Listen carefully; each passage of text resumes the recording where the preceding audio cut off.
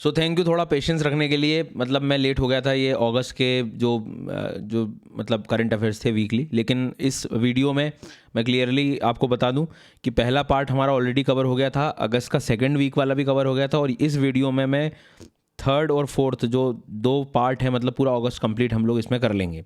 इसके बाद फिर एक वीडियो दूंगा मैं जिसमें सितंबर के 2 हफ्ते के एक ही बार में करा दूंगा मैं, और मतलब आने वाले अब आपको 3 ऐसे वीडियो मिलेंगे जिसमें सितंबर तक हम कवर कर लेंगे। इसके बाद आपका जो सैटरडे टेस्ट होता था वो भी सब कुछ होने लगेगा।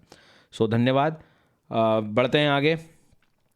कन्याकुमारी का जो मट्टी वर्ड है, अब ये मट्टी शब्द कई बार हमें नहीं समझ आता कि ये चीज़ क्या है, लेकिन ध्यान रखना इसका संबंध, यदि कल को कोई पूछ ले कि भाई ये क्या है, ये मट्टी शब्द का इस्तेमाल जो है हम लोग कहाँ कर रहे हैं, किस तरह से हो रहा है, तो एटलीस्ट कम से कम हम लोग ये बता पाएँ कि इसका संबंध जो है एटलीस्ट बनाना से है। मतलब कई बार बहुत बेसिक चीज़ आपसे पूछी जा सकती है। सो मट्टी इज़ अ बनाना, ठीक है। मतलब 6 अलग अलग प्रकार के वेराइटीज़ हैं जो कन्याकुमारी में प्रसिद्ध हैं, और वहाँ के यूनिक क्लाइमेट और सॉइल के कारण ये काफ़ी ज़्यादा नाम प्रचलित है, ठीक है। और इसे बेबी बनाना भी बोला जाता है। और साथ ही साथ कुछ इसकी और भी ऐसी ख़ास बात है कि इसकी फ्रेगनेंस, इसका हनी लाइक टेस्ट, ये ऐसी कुछ चीज़ें इसको ख़ास बनाती हैं। तो नल मट्टी, कल मट्टी, नी मट्टी, मट्टी शब्द को याद रखना बस आप लोग। नहीं तो क्या है, कल को बोल दिया कि भाई प्लेन एरियाज़ में मिलने वाली सॉइल है तो हम लगा भी आएंगे उसे।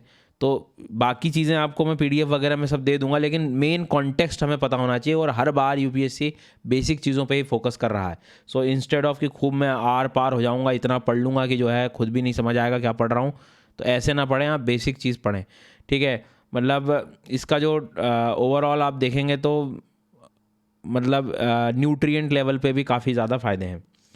उसके बाद में एक मैत्री सेतु करके जो न्यूज़ थी फेनी नदी पर, और फेनी नदी के बारे में हमें पता होना चाहिए बेसिक कम से कम। तो फेनी नदी हालांकि पहले भी आप लोगों ने सुनी होगी, नहीं सुनी हो तो मैं बता दूं कि भारत के त्रिपुरा राज्य और बांग्लादेश के बीच में आपको ये देखने को मिलेगी, ठीक है। दूसरी बात, इम्पॉर्टेंट चीज़ ये भी है कि नज़दीक जो है बांग्लादेश, मतलब एज अ म्यांमार की तरफ ना ले जाए, भूटान की तरफ ना ले जाए आपको, ठीक है। तो ये चीज़ आपको थोड़ी सी जो है ध्यान रखना है। सो मैत्री ब्रिज को याद रखना, फेनी रिवर को याद रखना। उसके बाद साउथ त्रिपुरा डिस्ट्रिक्ट से ये शुरू होती है। जी हाँ, समरूम शहर का भी पूछा जा सकता है आपसे इसके बारे में, बे ऑफ बंगाल में जाती है। तो ये बेसिक लर्निंग आप लोग रखिएगा। अनअकैडमी पर इस समय आप जब भी सब्सक्रिप्शन लेते हैं तो सारे सब्सक्रिप्शंस में आपको एडिशनल बेनिफिट मिल रहा है। 3 महीने का, 4 महीने का, 6 महीने का, 12 महीने का एडिशनल बेनिफिट है। जब भी आप सब्सक्रिप्शन लेना चाहें आप ले सकते हैं। साथ ही साथ ये 9 मंथ का जो बैच है इसको आप ज्वाइन कर सकते हैं, क्योंकि यही एक आखिरी टाइम है। इसके बाद से प्रीलिम्स की फिर तैयारी होती है, तो यदि प्रीलिम्स प्लस मेंस आपको तैयारी करना, क्योंकि अब नेक्स्ट ईयर फिर एग्ज़ाम हो जाएगा, ज़्यादा समय बचता नहीं है, तो इस 9 मंथ के बैच को भी आप लोग एनरोल कर सकते हैं। कोड सबको मेरा पता है, SGYT10। इस प्रयास बैच को भी आप लोग ज्वाइन करें तो आप अपनी पूरी तैयारी इस समय कंप्लीट कर पाएंगे। सुलीना चैनल न्यूज़ में था सर इस बार। अब सुलीना चैनल क्या होता है, अब आधे टाइम पता ही नहीं होता सुनीला चैनल कहाँ है, तो हम तो क्या सुनीला और कब सुनील हो गए पता नहीं लगा। जी हाँ, तो सुनील से ही याद हो जाए सुलीना तो भी कोई प्रॉब्लम नहीं। तो सुनील भाई को जो है अपन एक काम करते हैं, यूक्रेन और डेन्यूब रिवर के आसपास भेज देते हैं, तो इससे आपको थोड़ा सा क्या कनेक्शन बन जाएगा। तो सुलीना चैनल जो है यूक्रेन के संबंध में बहुत ज़्यादा महत्वपूर्ण है, क्योंकि यहाँ पर ग्रेन के संबंधित में, अनाज के संबंधित में बहुत बड़ा ट्रेड जो है वो हैंडल होता है, ठीक है। मतलब एक ऐसा पैसेज माना जाता है जहाँ पे कार्गो शिप्स वगैरह जो है वो अपने ग्रेन्स को यूक्रेन की तरफ ब्लैक सी पोर्ट से होते हुए लेकर जा रही होती। तो सुलीना चैनल एटलीस्ट पता हो क्या है, किससे संबंध है। तो सर डेन्यूब नाम की नदी, उसकी डिस्ट्रीब्यूटरी है ये, जैसे हमारी महानदी की बहुत सारी देवी रिवर वगैरह डिस्ट्रीब्यूटरी, वैसे सहायक नदी ना होते हुए उसी से अलग हुई है, ठीक है। तो बेसिक क्वेश्चन क्या आ सकते हैं कि ये जो सुलीना चैनल है वो उसका संबंध किससे है, डेन्यूब रिवर से है सर जी, और कौन से सागर से है, तो ब्लैक सी से है। तो इस तरह का आप लोग याद रखना।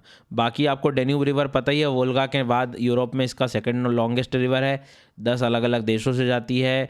उसके बाद में नॉर्मली ये मैपिंग में हम लोग सब कवर कर ही लेते हैं, तो Germany, Austria, Slovakia, Hungaria, Croatia, Serbia, Bulgaria, Romania, Moldova, Ukraine से जाती है ये। जी हाँ, तो ये इसमें ये देशों का जो है मैंने मेंशन किया हुआ है, लेकिन ठीक है आप आराम से पढ़ लीजिएगा। नहीं तो वर्ल्ड मैप की क्लास शाम को चली रही है 7 बजे, आनंद लीजिए अनअकैडमी पे और याद करिए उसे। तो ये इधर आप लोग इस चीज़ को देखते हैं, यहाँ पर आपको देखने को मिलेगा सुनीला चैनल, कंट्री रोमानिया भी आप लोग याद रख सकते हैं। इसके बाद में अब बात थी कुल्हिड़ा वाइल्ड लाइफ सेंचुरी की। अब सर ये कुल्हिड़ा वाइल्ड लाइफ सेंचुरी क्या होता है? तो बहुत देखो बेसिक चीज़ है सर। कुल्हिड़ा वाइल्ड लाइफ सेंचुरी सबसे पहले तो अपने को जाना पड़ेगा भैया प्यारे भारत में उड़ीसा में। उड़ीसा में चले गए सर कुल्हिड़ा में, कोई दिक्कत नहीं।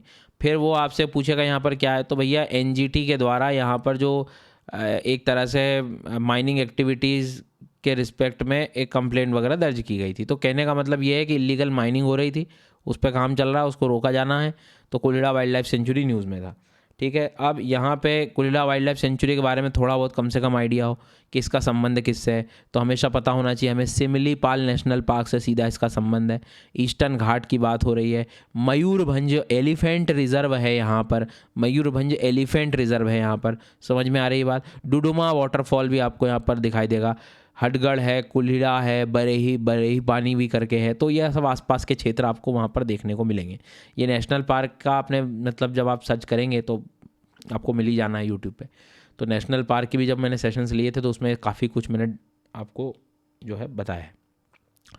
Now coming to the next part कि एनजीटी का सेक्शन भी थोड़ा बहुत पूछा जा सकता है कि भाई नेशनल ग्रीन ट्रिब्यूनल के बारे में आपसे पूछे तो एटलीस्ट अपने को याद रखना है कि भाई ऑस्ट्रेलिया न्यूजीलैंड के बाद भारत ही एक ऐसा तीसरा देश बना था जिसमें नेशनल ग्रीन ट्रिब्यूनल मतलब एनवायरनमेंट पर्पस से लेके या एनवायरनमेंट से संबंधित इस तरह का ट्रिब्यूनल बना है, ठीक है। उसके बाद में डेवलपिंग देशों में तो हम पहले ही थे।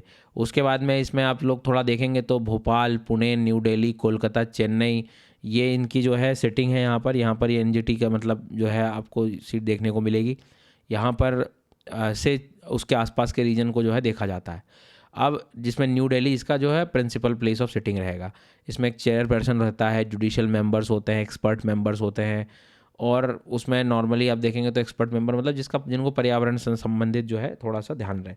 बट ये जो स्लाइड है इतनी ज़्यादा महत्वपूर्ण है, ध्यान से सुनिएगा कि ये एनजीटी जो है ये किन किन चीज़ों में, अब हम कह तो देते हैं कि पर्यावरण से संबंधित आकलन कर रहा होता है और उससे संबंधित निर्णय ले रहा होता है, लेकिन स्पेशली ध्यान रखना इन्वायरमेंटल इश्यूज़ की तो हम बात कर रहे हैं, लेकिन स्पेशली बात करते हैं जिसमें water, forest, air, environment, public liability और बायोलॉजिकल डाइवर्सिटी, इतनी सारी चीज़ें इंक्लूड हो जाती हैं। लेकिन काम की चीज़ यहाँ पर क्या ध्यान देने की, वाइल्ड लाइफ प्रोटेक्शन एक्ट में इनका कोई हस्तक्षेप नहीं है sir. In the forest act 1927, schedule tribe और इस तरह की ये पैराग्राफ बहुत काम का है कि कहाँ पर जो है इनके पावर्स थोड़े से जो है कम हो जाते हैं, ठीक है। तो वाइल्ड लाइफ प्रोटेक्शन एक्ट का तो कम से कम आप लोग याद रखना। लेकिन वाटर, उसके अंदर फॉरेस्ट कंजर्वेशन, ठीक है, air prevention and control, environment protection, public liability insurance, biological diversity की तरफ आप जा सकते हैं।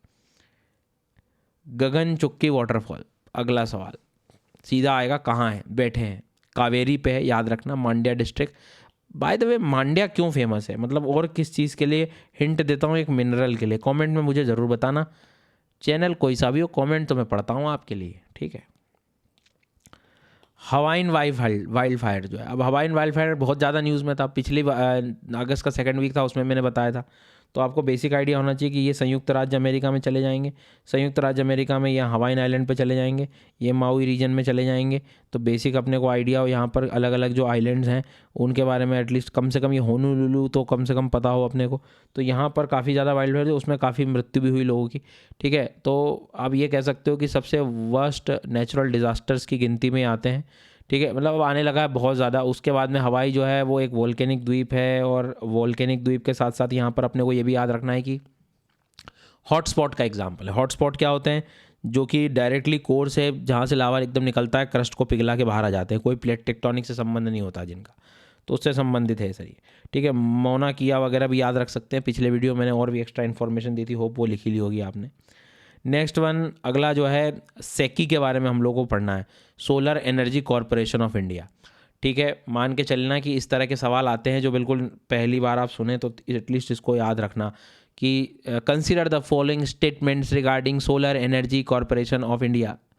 लाइफ इंश्योरेंस ही नहीं पढ़ना होता हमेशा, ये भी पढ़ लो थोड़ा सा। तो इन्होंने थोड़ा कुछ बिड वगैरह पे जो है इनवाइट की थी related with the 4 gigawatt renewable energy के बारे में, लेकिन मेरे हिसाब से इससे ज़्यादा अभी सोलर कॉरपोरेशन ऑफ इंडिया के बारे में पढ़ना सही रहेगा।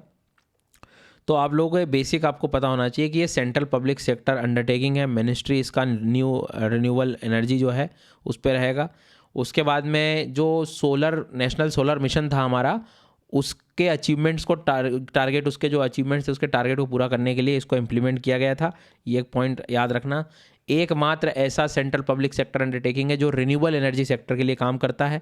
ठीक है, विजन क्या है? ऑफ कोर्स हमें ग्रीन इंडिया बनाना है सर। तो ये एक बेसिक अपने को आइडिया याद रखना है। यहाँ पर काम की चीज़ें हैं जो आप लोग ध्यान रख सकते हैं। आगे बढ़ेंगे। नमो 108, ये काफ़ी चर्चा में रहा था। क्या है? तो अपने को पता होना चाहिए कि ये एक तरह का जो है सर लोटस है, लोटस। जी हाँ। कहाँ पर ये इसके बारे में नेम वगैरह दिया गया? तो एक डायरेक्ट सवाल ये भी आ सकता है कि नेशनल बॉटनिकल रिसर्च इंस्टीट्यूट कहाँ पर है? सर जी लखनऊ में है। जी हाँ। उसमें जो है 1 वीक 1 लैब इनिशिएटिव के अंतर्गत इसको लॉन्च किया गया था। अब इसमें जो है ये कोई पूछा जाए कि कहाँ से आया, तो डिस्कवर मणिपुर में किया गया था। लोटस की वैरायटी है। मिशन हमारा ये है कि भारत के और भी दूसरी जगहों पर भी जो है ये इसको कल्टीवेट किया जाए, लगाया जाए, इससे संबंधित है। ठीक है। और ये इतनी इसमें जो है आपको 108 नाम इन्हीं से आया है, मतलब सीधी सी बात है, लोटस से। ठीक है, इनको गिन लेने आप लोग, 108 निकलेंगे बोले। अब अमेज़ॉन की ट्राइब एक न्यूज़ में थी, लास्ट सर्वाइवर ट्राइब्स हैं, और कई बार क्वेश्चन आ जाता है कि ये कहाँ है।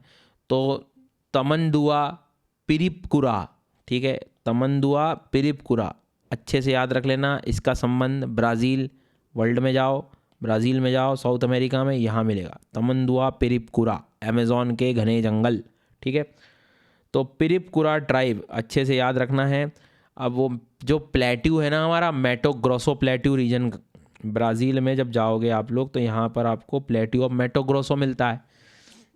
एक बोरबोरमा प्लेट्यू है, मैटो ग्रोसो प्लेट्यू, तो वहाँ पर एक ट्राइब है पिरिपकुरा ट्राइब।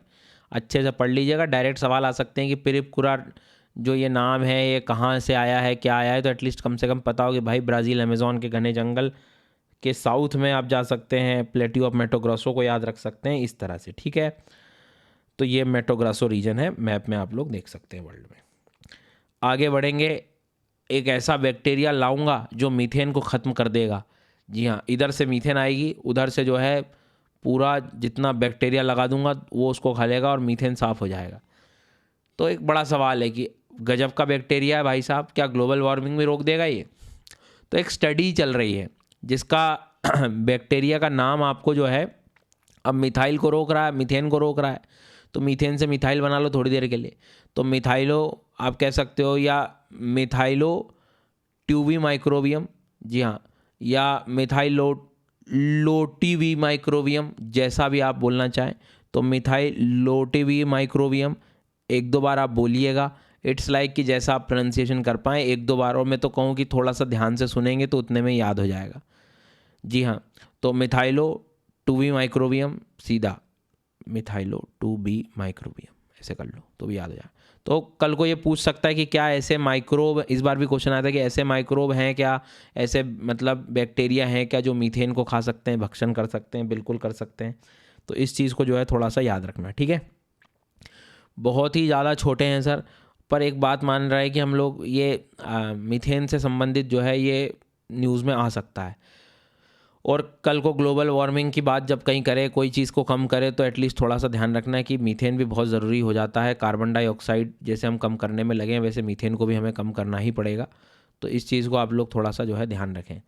अब इसके लिए हमें बैक्टीरिया को याद रखना है। एडिस अबाबा डिक्लेरेशन क्वेश्चन आ सकता है कि एडिस अबाबा का संबंध क्या है? तो भैया एडिस अबाबा का संबंध ये है कि इसका संबंध conference of environment, African ministerial conference of environment से है। ठीक है, क्या है, करता क्या है ये? Climate change, plastic pollution, marine pollution, land degradation, सारी ज्ञान की बातें यहीं लगा देना। अफ्रीका के नेशन द्वारा ये एडिस अबाबा डिक्लेरेशन साइन किया गया है।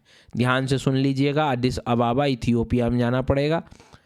किन किन फील्ड में काम कर रहा है, तो ये सारी चीज़ मैंने आपको बता दी, plastic pollution, marine pollution, land degradation और सारी बातें। ठीक है, आगे बढ़ते हैं।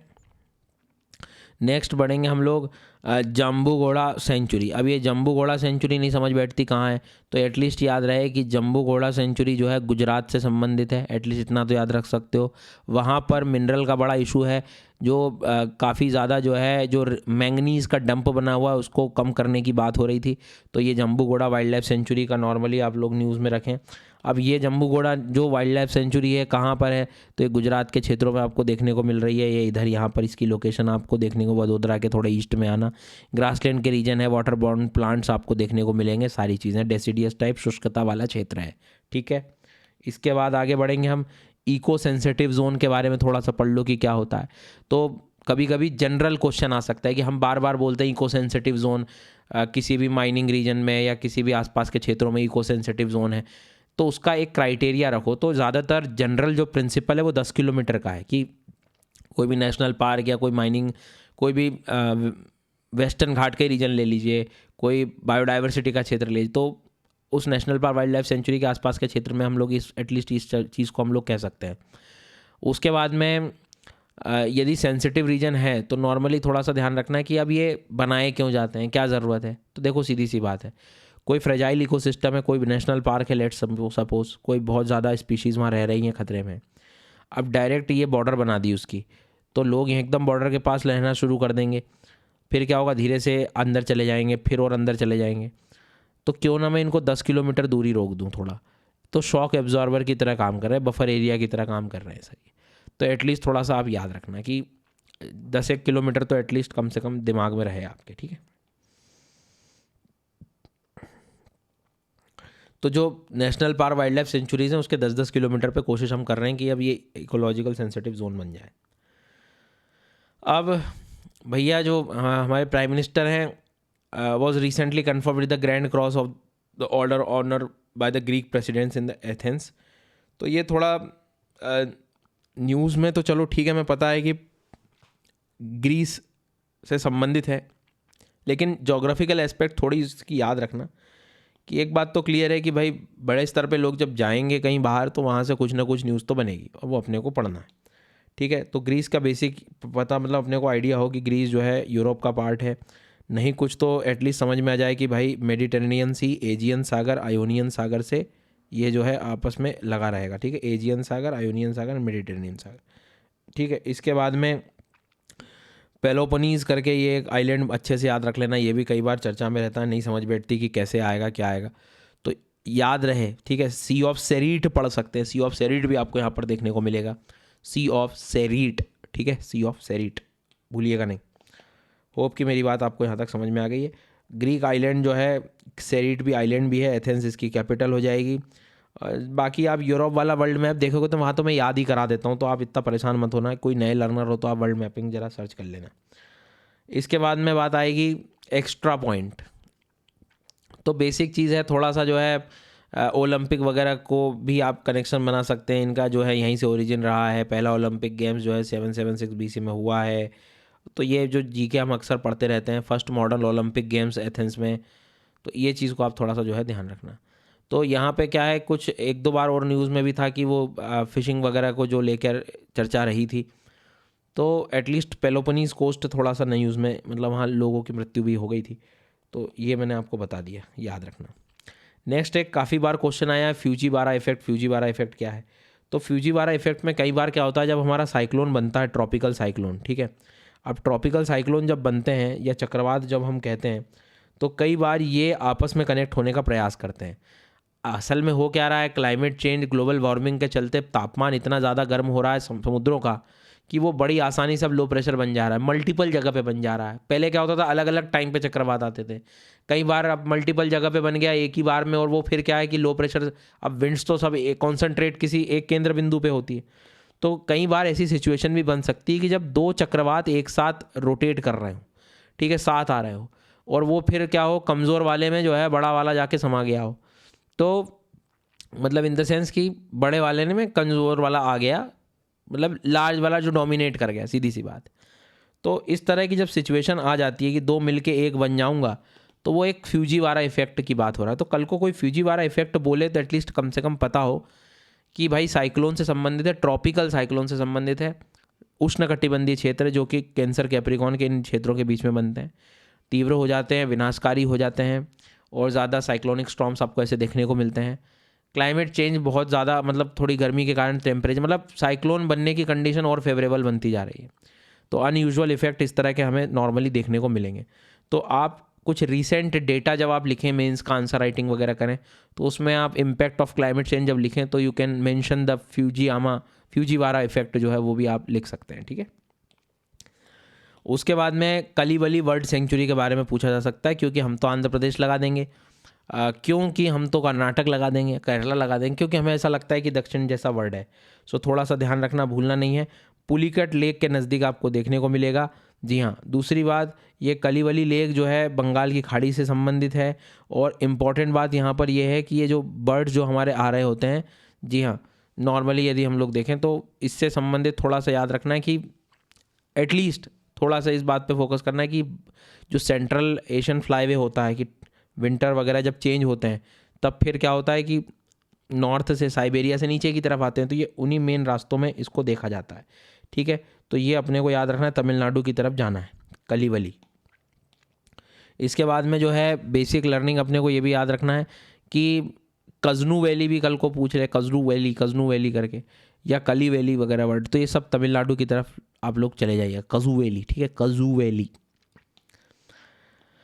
इसके बाद में भैया अभी बर्ड से संबंधित एक रिपोर्ट आई है, wild life institute of India और जूलॉजिकल सर्वे ऑफ इंडिया ने एक स्टेट ऑफ इंडियाज़ बर्ड 2023 एक रिपोर्ट निकाली है।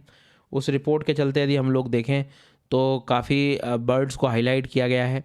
जैसे उदाहरण के तौर पे आप कह सकते हो कि जो माइग्रेंट्स थे बर्ड, जो समय के आधार पर अब भारत में आते थे, वो कंपैरेटिवली थोड़े से कम हो गए हैं। मतलब ये एक चिंताजनक बात है। हैबिटेट को लेकर भी आप बोल सकते हो और भी पर्टिकुलर हैबिटेट डिस्ट्रक्शन को लेकर भी बोल सकते हो, ठीक है। जिसमें आर्कटिक वाले जो रीजन से जो आ रहे थे वो कम से कम 80% तक बंद हो चुके हैं। और कई बार आप लोग देखोगे तो ऐसा प्रीलिम्स में क्वेश्चन आ सकता है कि अर्बनाइजेशन, इंफ्रास्ट्रक्चरल डेवलपमेंट, एक ही खेती लगाना, बार बार एक ही कृषि लगाना, तो उससे क्या होता है, कई बार आप देखते हैं कि जो सॉइल की प्रॉब्लम है और फिर उसमें यूज़ होने वाला जो फर्टिलाइज़र है वो कई बार पानी में बह के लेक्स वगैरह में चला जाता है, तो वहाँ इशू क्रिएट हो जाते हैं। तो बर्ड स्पीशीज़ की जो रिचनेस है वो भी कम हो रही है, ठीक है। कि जो एक ही बर्ड की प्रजाति के जब पॉपुलेशन जो भी यदि आप देखोगे, या किसी एक जगह पे अलग अलग बर्ड्स की नई नई जो प्रजातियाँ मिलती थी वो कंपेरेटिवली कम होती जा रही है, ठीक है। लेकिन हाँ, Indian peafowl, rock pigeon, Asian koel, house crow जो है, हाउस क्रो जो है, वो थोड़ा सा बढ़ता हुआ दिखाई दे रहा है। तो ये कुछ न्यूज़पेपर में नाम थे, एशियन कोयल, रॉक डव, भारतीय मोर, इंडियन पी फॉल। इनकी जनसंख्या जो है, इनकी तो आप वैसे भी देख रहे होंगे आजकल, तो जी हाँ, बढ़ती हुई बोले दिखाई दे रही है। तो wild life institute of India के बारे में थोड़ा सा आपको पता हो कि सर जो भी अब वाइल्ड लाइफ, वन्य जीवों के बारे में गिनना, उनके बारे में स्टडी करना, उनका मैनेजमेंट, सारी चीज़ें जो है 1982 में ये शुरुआत हुई। ये सब कुछ इनका थोड़ा सा ध्यान रखना। देहरादून वर्ड आपको हमेशा पता है क्या होता है, ठीक है, देहरादून में हेडक्वार्टर है। नेक्स्ट वन, आगे हम लोग बढ़ेंगे, ग्लोबल बायोडाइवर्सिटी फ्रेमवर्क की तरफ चलेंगे कि ग्लोबल बायोडाइवर्सिटी फ्रेमवर्क क्या है। तो सबसे पहली चीज़ तो फंड से संबंधित है, मतलब ग्लोबल बायोडाइवर्सिटी फ्रेमवर्क फंड। अब अभी आपने देखा होगा कुछ दिन पहले खूब ज़्यादा न्यूज़ चल रही थी, coming Montreal global biodiversity framework. देखो इसको सिंपल शब्दों में समझाता हूँ। हुआ ये है कि नॉर्मली आप लोग जब देखोगे कि बायोडाइवर्सिटी का कंजर्वेशन करना है तो हमने कन्वेंशन बनाए कि सब लोग एक साथ सबको आना पड़ेगा। पहले भी हमने कन्वेंशन बनाए, हमने प्रयास किया, उतना रिजल्ट नहीं आया। इस बार जब 2022 की बात थी, 15वां जो सत्र हुआ था COP 15, उसमें टोटल 4 गोल्स और 23 टारगेट लिए गए, सारी चीज़ हो गई। अब जब आप टारगेट ले लेते हो, कोशिश करते हो कि अब हम बचाएंगे, संरक्षण करेंगे, लेकिन बात क्या है, बात इंपॉर्टेंट ये हो जाती है कि आप पैसा कहाँ से लगाओगे। तो उन सब चीज़ों के लिए फ़ंड बनाया गया था, ठीक है। तो उससे संबंधित ये न्यूज़ में था। तो इसका ध्यान रखना कि ये जो GBFF है या जो फ्रेमवर्क फंड है, अभी ये तो आपको दिख रहा है, पर किसके अंतर्गत है वो बहुत ज़रूरी पहला स्टेटमेंट है कि किसको इम्प्लीमेंट कर रहे हो आप। क्लाइमेट चेंज को इम्प्लीमेंट कर रहे हो, ये या UNFCCC को कर रहे हो। कन्वेंशन ऑन क्लाइमेट चेंज वाला भी कन्वेंशन है ना, तो उसका मत लगाना। Coming Montreal global biodiversity framework, ये बहुत इंपॉर्टेंट लाइन है, ठीक है। कौन करेगा फाइनेंशियल मैनेजमेंट? तो सर हम कर लेंगे, नहीं, आप नहीं, रहने देना, आप तो घर का ही करो और अपना स्वयं करो। अभी वर्ल्ड बैंक की व्यवस्था है, वर्ल्ड बैंक करेगा सर। दूसरी चीज़ याद रखना है ना, अब ये ऐसी बात क्यों कही मैंने, याद रह जाएगा थोड़ा सा आपको, वर्ल्ड बैंक कम से कम। फिर उसके बाद में कैपेसिटी बिल्डिंग इनिशिएटिव ये भी इसके अंतर्गत आएगा। लीज डेवलपमेंट कंट्रीज़ के लिए एक फ़ंड भी डेवलप करेगा, ये स्पेशल क्लाइमेट चेंज फंड भी करेगा, नगोया प्रोटोकॉल इम्प्लीमेंटेशन फंड भी होगा। इस पैराग्राफ को याद ही कर लेना, प्रीलिम्स में आने लायक क्वेश्चन है ये कि इसके अंतर्गत कौन कौन आता है, तो कौन कौन से फंड और आते हैं, तो अच्छे से अपने को ये याद रखना है, ठीक है। ओनियन प्रोडक्शन की कहानी है। अब ओनियन प्रोडक्शन के बारे में एटलीस्ट कम से कम खूब न्यूज़ में रहता है, तो कौन कौन से राज्य हैं वो अपने को पता हो। तो सर महाराष्ट्र है, कर्नाटक है, मध्य प्रदेश है, गुजरात है। तो महाराष्ट्र, कर्नाटक, एमपी याद रख सकते हो। महाराष्ट्र, कर्नाटक, एमपी। कहाँ जा रहा है, एक्सपोर्ट कर कहाँ रहे हो, ठीक है। तो बांग्लादेश, मलेशिया, श्रीलंका में जाता है, ये भी याद रखो, ये भी एक क्वेश्चन आ सकता है कि कहाँ जाता है, ठीक है। तो महाराष्ट्र लीडिंग प्रोड्यूसर हो गया 43%, फिर मध्य प्रदेश, फिर कर्नाटक, गुजरात देखे गए थे। तो ये लाइन और ये लाइन जाता कहाँ है, और ये तो ये 2 लाइन पॉज कर लो, पर देख लो, लिख लो, काम की इन्फॉर्मेशन है बहुत। उसके बाद में कुछ एक्सपोर्ट ड्यूटी लगाने की बात हुई है पैराबॉइल्ड राइस में, और 20% इम्पोज हुई है ये एक्सपोर्ट ड्यूटी बासमती राइस से संबंधित। तो अब ये क्या है, कई बार ये क्वेश्चन आ जाता है पैराबॉइल्ड राइस क्या होता है।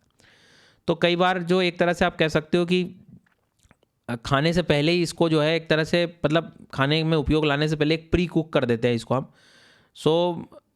एक तरह से कई बार आपने देखा होगा ऐसे एकदम ट्रांसपेरेंट चावल दिखाई देते हैं, देखना, इसको हम लोग कह रहे हैं। तो इसमें हम लोग it happens before rice is milled, mill में जाने से पहले ही हम लोग इसको कर लेते हैं। जी हाँ, मतलब एक तरह से आउटर जो उसका हस्क है, बाहर का जो कवर है, उसको निकालने से पहले इसको हम लोग जो है एक तरह से आप कह सकते हो कि कन्वर्टेड राइस है ये, ठीक है। इसको हम प्री कुक कर लेते हैं, बॉईल कर लेते हैं। तो इसमें सोकिंग हुआ, स्टीमिंग हुआ, फिर ड्राइंग कर लेते हैं, फिर हम उसका जो है बाहरी आवरण निकाल रहे होते हैं। तो ये एटलीस्ट थोड़ा सा एक बेसिक आइडिया हो। तो क्या इंप्रूवमेंट, मतलब क्या ज़रूरत क्या है, इसकी आवश्यकता क्या है। इसका टेक्सचर है, इसकी शेल्फ लाइफ बढ़ जाती है, हेल्थ बेनिफिट्स बढ़ जाता है, फाइबर प्रोटीन जो है वो कंपेरेटिवली बढ़ जाते हैं, थोड़ा सा जो है ये फ्लफ़ी हो जाता है। तो इसका एक अपने फ़ायदे हैं, तो एटलीस्ट उस पर ध्यान रखना है कि थोड़ी बहुत एक्सपोर्ट ड्यूटी बढ़ा दी गई है। कुंभलगढ़ वाइल्ड लाइफ सेंचुरी पूछा जा सकता है डायरेक्ट सवाल कि भाई कुंभलगढ़ वाइल्ड लाइफ सेंचुरी कहाँ पर है। तो कुंभलगढ़ वाइल्ड लाइफ सेंचुरी कम से कम पता हो कि कहाँ की कहानी है। तो ये एक्चुअल में ये हुआ है कि रिसेंटली चर्चा चल रही है किस चीज़ को लेकर कि इसको टाइगर रिजर्व बनाया जाए राजस्थान में। लेकिन हुआ क्या है कि कुछ थोड़ी सी कंट्रोवर्सीज़ के चलते हुए जो है, मतलब अभी इसको इतना ज़्यादा वो देखने को नहीं मिल रहा हुआ। हालांकि ये मेवाड़ और मारवाड़ रीजन जो है उसके बीच का एक डिवाइडिंग रेंज है। बनास नाम की नदी यहाँ पर आपको देखने को मिलेगी, फोर्ट भी है वहाँ पर। तो सारी चीज़ें सब कुछ समझ में आ रही है हमें, ठीक है। सुखदी करके नदी भी है यहाँ पे, सुखदी सुमेर कोट, ठीक है। और ये क्या है, tributary of Luni, Jawai river जैसे है वैसे लूनी की रिवर है, लूनी की ट्रिब्यूटरीज है, सुखदी मिथी। तो इसको आप चाहें तो पढ़ सकते हैं, नहीं तो ठीक है। लेकिन जो काम की चीज़ जो है यहाँ पर वो ये है कि इस पर अभी चर्चा चल रही है, ठीक है। लेकिन साथ ही साथ ऑलरेडी यदि कोई एक नया अप्रूव जो हुआ है वो है धौलपुर करौली टाइगर रिजर्व। ये नया टाइगर रिजर्व बना है। Kumbhalgarh tiger reserve in principle approval, मतलब फाइनल अभी अप्रूवल आना बाकी है, कुछ कंट्रोवर्सीज को लेकर रुका हुआ है, ठीक है। दूसरी चीज़ धौलपुर करौली को याद रखना है, क्योंकि अब वहाँ लोग रह रहे होंगे, वहाँ की ट्राइबल जनसंख्या भी यदि मान लीजिए है तो उनका क्या हो, उनका रिहेबिलिटेशन का, तो बहुत सारी चीज़ें हैं अभी कुंभलगढ़ को लेके। लेकिन धौलपुर करौली को आप लोग एटलीस्ट याद रखना, ये नया बना है टाइगर रिजर्व, ये भी आप अपडेट कर लीजिएगा, ठीक है। राजस्थान की बात कर रहा हूँ मैं। इसके बाद में जो है बाकी फ्लोरा फोना तो हमें मालूम है, वहाँ पर जो है ढोक, सोलर, खैर करके वृक्ष मिलते हैं। और बाकी जो एंटीलोप है, फोन हॉर्न एंटीलोप है, वाइल्ड बोर है, नीलगाय, स्लॉथ बियर, लेपर्ड, ये सब आपको देखने को मिल जाएगा। तो ये कुंभलगढ़ है यहाँ पर। और ऊपर की तरफ आप जब जाएंगे तो यहाँ पर आपको इन रीजन्स में जो एक नया मैंने टाइगर रिजर्व बताया है धौलपुर करौली, वो मिल जाएगा, ठीक है। आगे बढ़ेंगे अब हम लोग। ग्लोबल साउथ करके एक शब्द बड़ा न्यूज़ में है। अब मैंने देखो वर्ल्ड मैप में आपके सामने एक लाइन बना दी, आपको खुद ही देखोगे तो ऊपर वाले ज़्यादा डेवलप आपको दिखाई देंगे और निचले स्तर पे थोड़ी सी डेवलपमेंट कम आपको देखने को मिलेगा।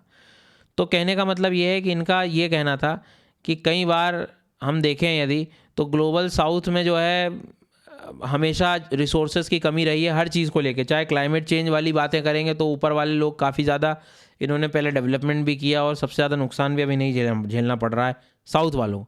तो नॉर्थ वाले काम कर रहे हैं, साउथ वाले को साथ समस्या बनी हुई है।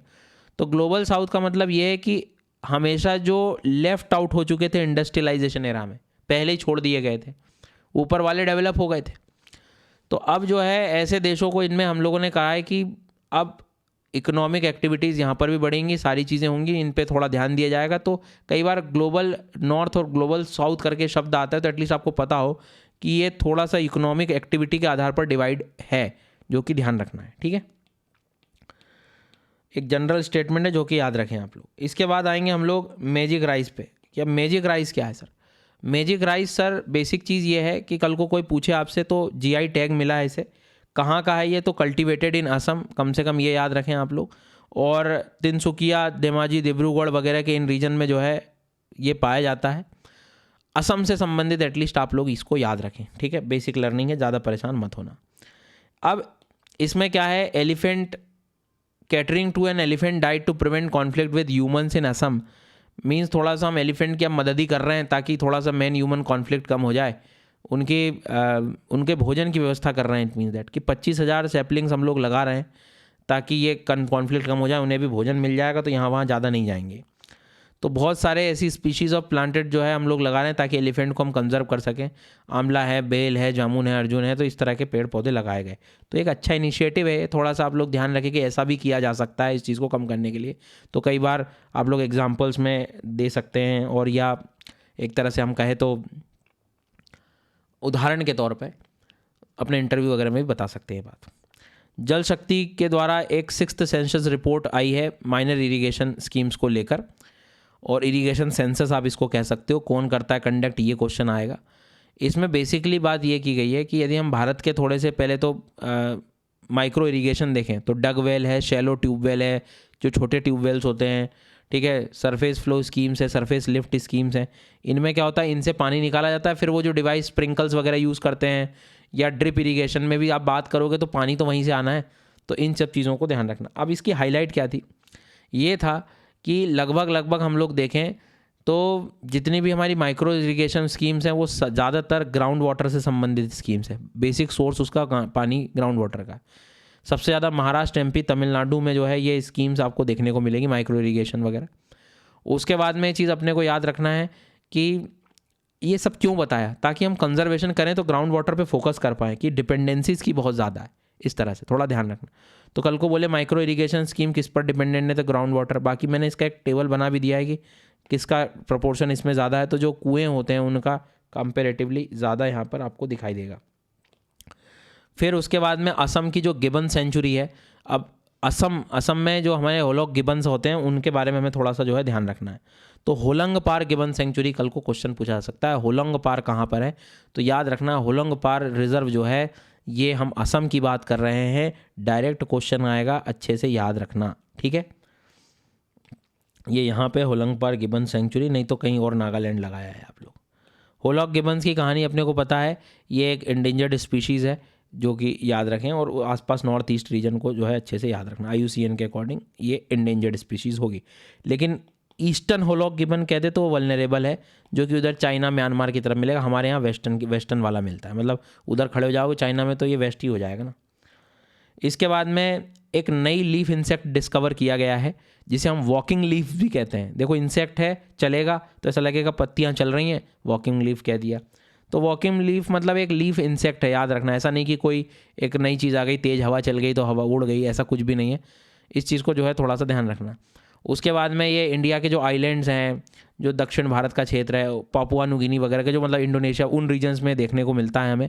और थोड़ा सा जो है ध्यान रखना है कि ये भी कुछ ऐसी भी चीज़ होती है कि लीफ इंसेक्ट्स भी पाए जाते हैं जो लीफ जैसे दिखाई दे रहे हैं। बस बेसिक लर्निंग रखो, ज़्यादा इसमें परेशान मत होइए। सुपर मून करके न्यूज़ में रहता है, तो सुपर मून कई बार हम परेशान हो जाते हैं। तो देखो क्या होता है, हमें एक सच्चाई तो पता है कि पृथ्वी और चंद्रमा चक्कर लगा रहा है। तो एक टाइम ऐसा भी आता है कि जब दूर हो जाता है, एपोजी कहते हैं इसको हम, और एक बार चंद्रमा जो है ये पास में रहता है तो उसको हम पेरिजी कहते हैं। तो पास में रहने से क्या होता है कि जब क्लोजेस्ट रहता है ये, तो उस टाइम मून सबसे बड़ा दिखाई देगा, पास में दिखाई देगा। तो मून जो है वो कंपेरेटिवली फुल बोलते हैं हम लोग उसको। तो जब when a moon appears to the point, जब डिस्टेंस बिटवीन अर्थ और मून का जो है वो कम हो जाए, तो फिर वो ब्राइटर हो जाता है और रेगुलर फुल मून की तरफ दिखाई देगा। तो एक सुपर मून आप कह सकते हो। लेकिन कभी कभी फिर ब्लू मून की बात करने लगते हैं उसमें हम। देखो जब ये लाइन में है और पास में है, ठीक है, पास में है, मतलब पेरिजी की सिचुएशन है तो आपने कह दिया कि बड़ा हो गया ये। लेकिन यही फुल मून यदि किसी महीने में 2 बार दिख गया हो, साल मतलब जब 2 बार की कंडीशन आ जाए तो ब्लू मून कहते हैं। तो ब्लू मून का मतलब ऐसा नहीं कि कोई नया नीला रंग हो गया, कई बार वो तो एटमॉस्फेरिक कंडीशन वहाँ की है, मान लो कहीं ज्वालामुखी उद्गार हुआ तो हमें विजिबल पैटर्न्स में यदि उसका कलर थोड़ा वैसा दिख रहा हो तो, नहीं तो ऐसा नहीं कि नीला हो गया चंद्रमा। एटमॉस्फेरिक दशाएं यदि कुछ हो गई तो, नहीं तो मेन कंडीशन क्या याद रखना, जब वो किसी महीने में 2 बार ऐसी कंडीशन हमें देखने को मिल जाए, तो ऐसा कभी हो जाता है, ठीक है। फिर वो बोलेगा ये रेयर सुपर मून वगैरह जो है काफ़ी रेयर फिनोमेना है, सही बात है, क्योंकि ये जो आप बोल रहे हो महीने में 2 बार, वो भी आप कहोगे तो 10-11 साल में एक आध बार ऐसे देखने को मिल जाता है। मतलब ये कंडीशन भी, घटना भी हमें बड़े लंबे समय के बाद जो है देखने को मिलती है। तो पहले आएगा सुपर मून, 2 बार दिख गया तो ब्लू मून, तो इस चीज़ को जो है थोड़ा सा ध्यान रखना। और फिर ब्लू सुपर मून यदि आप कर लोगे तो वो पूरा 10 साल की तरफ आप चले जाओगे। तो moon, super moon, blue moon और फिर ब्लू सुपर मून, तो ये अपने को याद रखना। तो सुपर मतलब बड़ा, ऐसे याद रख लो। फिर मैरीटाइम सिक्योरिटी को लेकर एक सवाल रहता है यूएस में, तो इन्होंने एक नया पैक्ट किया है पलाऊ से। तो पलाऊ अपने को याद रखना है कि कहाँ पर मिलेगा पलाऊ। तो पलाऊ पैसिफिक ओशन में जाना पड़ेगा, पलाऊ आइलैंड जो है वो पैसिफिक का है, ठीक है। एटलीस्ट इतना याद रख लेना, यूएस के साथ थोड़े रिलेशन इनके बेहतर हो रहे हैं तो पलाऊ याद रखेंगे। और थोड़ा अलग प्रकार का क्वेश्चन भी आ सकता है कि नॉर्मली पलाऊ रीजन किसके अंतर्गत आता है। 3 एरियाज़ वहाँ डिवाइड होते हैं, माइक्रोनेशिया, मेलानेशिया, पोलिनेशिया। तो माइक्रोनेशिया के तहत अपने को याद रखना है, ठीक है। अच्छे से याद रखना, भूलना नहीं। पलाऊ पैसिफिक ओशन की बात कर रहे हैं हम लोग, माइक्रोनेशिया की बात कर रहा हूँ मैं, ठीक है। मतलब जो मेलानेशिया है उसके नॉर्थ में अपने को देखने को मिलेगा। उसके बाद में एक नई चीज़ और यहाँ पर देखने को मिली है, inter governmental science policy platform on biodiversity. बड़ा आईपीएस, ऐसा आईपीएस जिसने बीई की हुई है, ऐसे याद कर लो आप। तो इसको अच्छे से पढ़ लेना, ये एग्ज़ाम में आया हुआ है, फिर आ सकता है कि inter governmental science policy platform है, ये बायोडाइवर्सिटी से संबंधित है। इन्होंने इन्वेजिव जो एलियन स्पीशीज़ होती हैं उसको कंट्रोल करने के लिए एक तरह से आप कह सकते हो कि एक असेसमेंट रिपोर्ट बनाई थी। अब इन्वेजिव एलियन स्पीशीज़ मतलब कोई अचानक कोई स्पीशीज़ कहीं ऐसी जगह आ गई, वो इतनी बढ़ गई कि एक्चुअल वहाँ की स्पीशीज़ को जो है खतरा हो गया। तो वो जो अभी हम बात कर रहे थे बायोडाइवर्सिटी फ्रेमवर्क, बायोडाइवर्सिटी को बेहतर करने के लिए, तो उसमें भी ये बात का ध्यान रखा गया था कि हमें ऐसी स्पीशीज़ पे फोकस करना है। तो ये आईपीबीएस से ना मतलब एक आध क्वेश्चन डायरेक्ट आ सकता है कि कब एस्टेब्लिश हुई थी, ये आपको पता हो, ठीक है। इसका मेन उद्देश्य क्या है, तो हमें मालूम है कि जो स्पेशली बायोडाइवर्सिटी, जैव विविधता, पारिस्थितिक तंत्र को संबंधित, उसको बेहतर करने के लिए, इसको कंजर्व करने के लिए जो है ये एक गवर्नमेंटल पैनल है। साथ ही साथ टूल्स और मेथड्स भी ऐसे यूज़ करते हैं। मतलब ओवरऑल इन पर फोकस करना इनका मेन ध्यान है। दूसरी चीज़ याद रखना, यदि कोई पूछे आपसे तो ये कोई यूनाइटेड नेशन बॉडी नहीं है, इस बात को थोड़ा सा ध्यान रखना। दूसरी इंपॉर्टेंट बात, मेन कौन इस पे ध्यान रख रहा है या मेन इसकी कहानी, तो ये जो यूनाइटेड नेशन एनवायरनमेंट प्रोग्राम है वो इसका सेक्रेटरीट सर्विसेज संभाल रहा होता है, ठीक है। इंडिया भी इसका मेंबर है। तो ऐसी कुछ 3-4 बातें इसमें याद रखिएगा।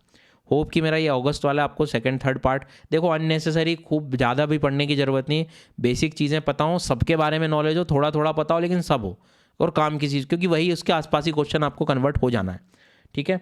बाकी कमेंट करना कैसा लगा सेशन बताइएगा। अब आगे जो वीडियो आएगा वो सितंबर महीने का आएगा, फर्स्ट और सेकंड पार्ट कंबाइन कर दूंगा मैं, 2 वीडियोस बनाऊंगा, सितंबर भी आपका एंड प्रॉपर कर दूंगा मैं, ठीक है। मेरा एक्सटेंशन ऑफर है ये, और इसको अच्छे से पढ़ लेना। जल्दी मैं सैटरडे को जो टेस्ट है वो भी ले लूँगा, और ये 3 महीने और 4 महीने का जो एडिशनल बेनिफिट है आप लोग ले सकते हैं, और लेना भी चाहिए आपको सर, जी हाँ। और इसके साथ साथ जो है जब भी आप सब्सक्रिप्शन लेंगे तो इनमें आप एक्स्ट्रा पढ़ पाएंगे प्रीलिम्स मेंस के साथ कंप्लीट, और भी रिवीजन वगैरह के लिए काफ़ी टाइम होगा आपके पास। 9 महीने का जो बैच है वो भी है। ये मान के चलना जो अगले साल जो लर्नर्स एग्जाम देने वाले हैं उनको तो ये सब्सक्रिप्शन ले लेना चाहिए, क्योंकि प्रीलिम्स मेंस के साथ में तैयारी हो जाएगी इसमें। इसके बाद क्योंकि बैचेस सब प्रीलिम्स ओरिएंटेड फिर रहेंगे। कोड मेरा सबको पता है SGYT10।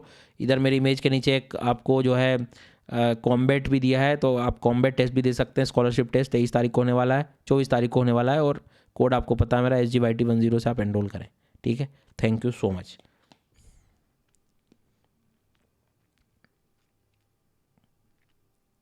और ध्यान रहे इसको थोड़ा रिवाइज कर लेना, अगस्त first week, second week, third week, fourth week ये कंप्लीट होता है हमारा, ठीक है।